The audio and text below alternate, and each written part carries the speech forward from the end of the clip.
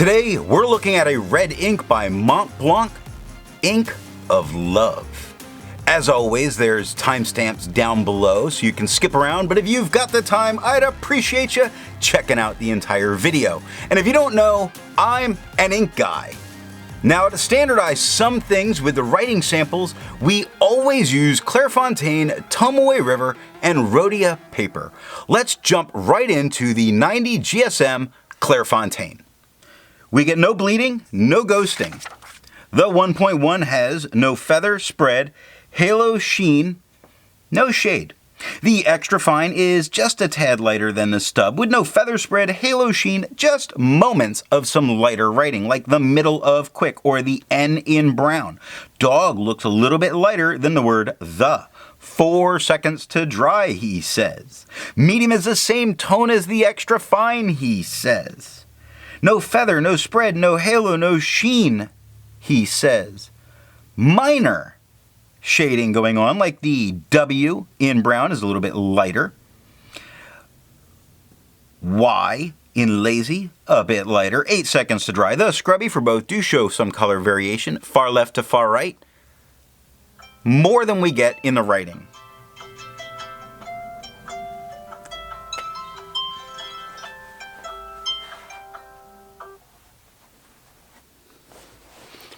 That was an alarm.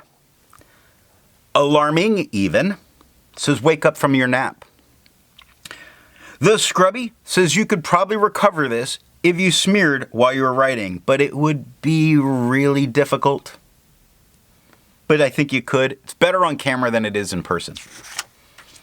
To make sure there's a range of experience with this ink, all the writing samples are done with this Jinhao 159 with a 1.1 stub, this Jinhao X450 with a medium, and this Jinhao X750 with an extra fine.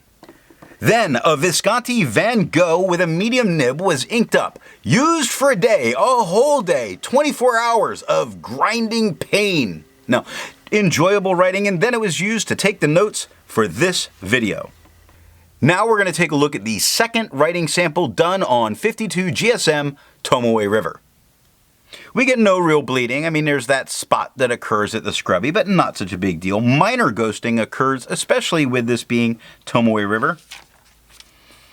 The 1.1 has no feather spread, halo sheen, some minor shading. I think that's really something dropped right there, but the word ink does go from a darker to a slightly lighter to a darker tone. The extra fine is a little bit lighter than the stub with no feather spread, halo sheen, some minor shading. Look at how brown goes a little darker to a little lighter to a little darker again. 9 seconds to dry, which is pretty quick on Tomoe River.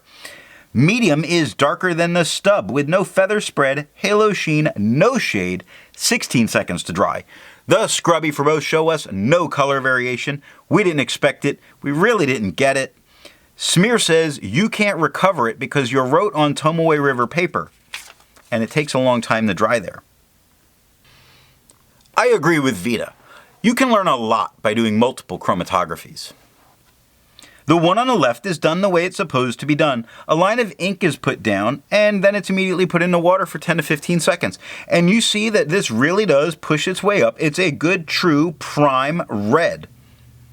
The one on the right is let dry for 10 minutes before it's dunked into water, and it traveled a little bit farther. Otherwise, you really can't tell the difference between these two by their chromatography. I'm not expecting a lot of resistance here. The third standard paper is Rhodia 80 GSM, their dot pad. We get no bleeding, no ghosting. The 1.1 has no feather spread, halo sheen, or shade. The extra fine is a little lighter than the stub with no feather spread, halo sheen, no shade, and 5 seconds to dry. The medium is about the same tone as the stub with no feather spread, halo sheen, no shade, 8 seconds to dry. The scrubby of the extra fine is actually showing a little bit of color variation. The medium shows none, but we got none. The smear says you may be able to recover this if you smeared while you were writing. Resistance tests are done to see how this ink can be expected to perform on the page and how hard it may be to clean from your pen. The smear is allowed to dry for 3 days before testing it. Looking at the highlighter and being especially risk averse, the amount of blowout and some of what's going on in the capital H might make me not want to use it, although I don't think what's happening here is horrible. It does have some spread that's occurring for being reactivated.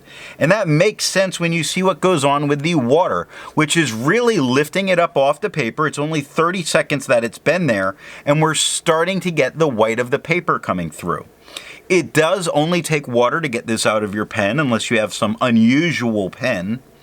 Pen Flush does everything that water does, nothing more, and the 1/3 bleach solution, as you would expect, obliterates it off the paper.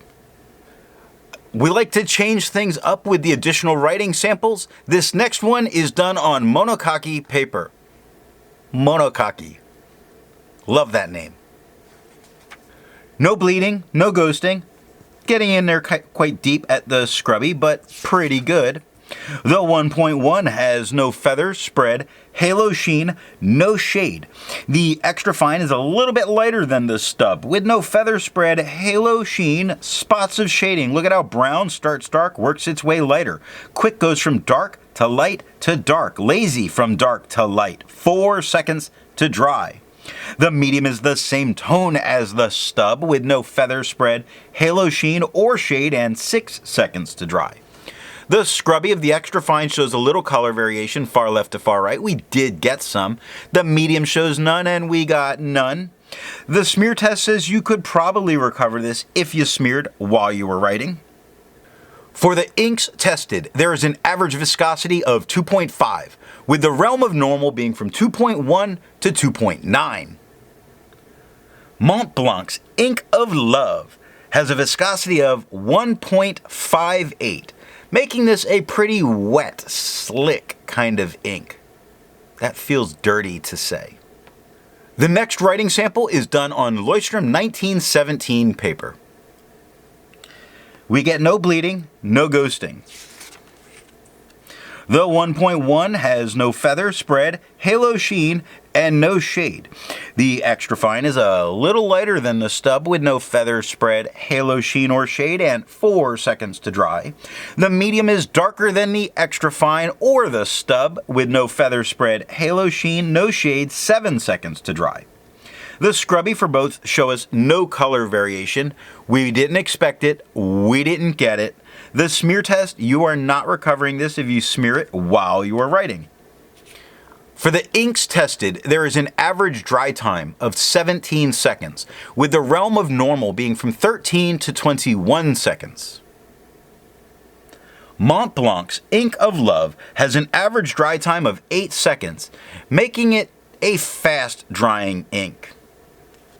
The last writing sample is done on 28-pound premium copy paper. There is a little bit of bleeding that occurs just in some spots, but nowhere that would stop you from being able to use the back of the page other than the scrubby. There's no ghosting. This performs pretty well. The medium at the top has minor feathering that's going on in the Blanc part of Montblanc, in the eye of ink. No spread, no halo, no sheen, and no shade. The extra fine is a little bit lighter than that medium. There is a little bit of feathering that's occurring in the H of the K of quick, but not a lot. I think it's very usable. There's no spread, no halo, no sheen, no shade, 1 second to dry. The scrubby shows no color variation, and we don't get any, and the smear test says you could use this if you smeared it while you were writing. Instead of finding inks that look like Montblanc's Ink of Love, oh yes, I would prefer to find an ink that complements its color on the page. What goes better with red than green? Gift giving time. I know it's January. Back off, man. I went with Akkerman Dutch Masters number 10.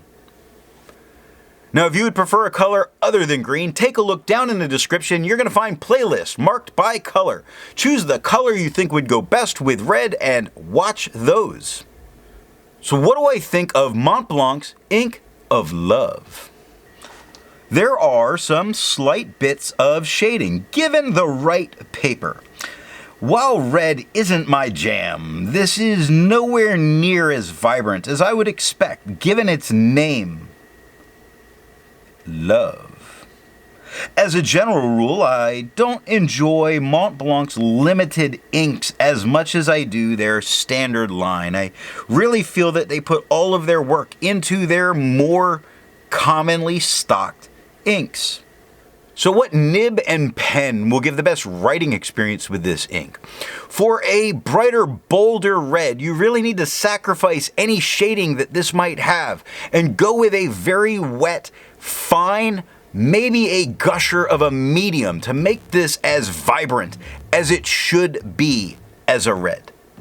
I hope you got something out of this video, and I look forward to seeing you tomorrow when we take a look at J. Herbin's Amethyst de L'Oreal, a shimmering ink. So for those that don't like shimmering, you're probably going to skip it.